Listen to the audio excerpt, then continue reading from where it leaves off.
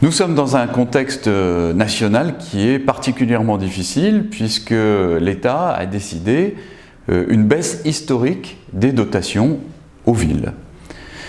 La plupart des villes, dans ces circonstances-là, augmentent les impôts ou alors baissent les investissements.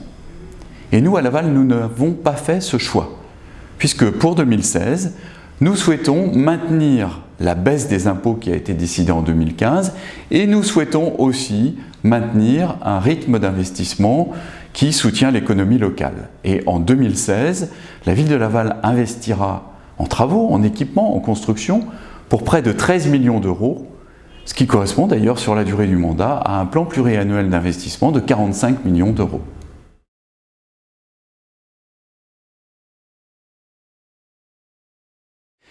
Eh bien, nos priorités sont d'avoir un cadre de vie agréable et une économie locale en bonne santé.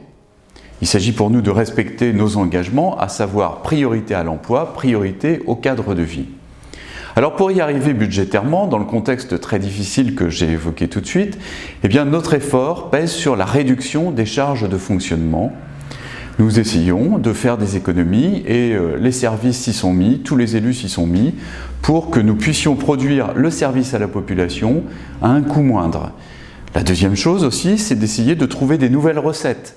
C'est ainsi que nous avons lancé une mission mécénat dès 2015 qui permet à un certain nombre de contributeurs de participer aux investissements de la ville.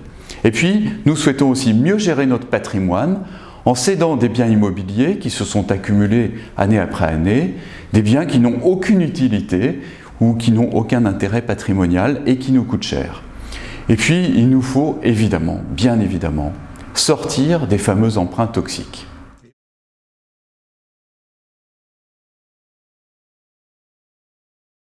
Eh bien, il y avait 2 emprunts toxiques. Quand nous sommes arrivés à la municipalité, nous sommes sortis dès 2014 du premier emprunt toxique, après une négociation très difficile, mais ça s'est fait dans des conditions avantageuses pour la ville.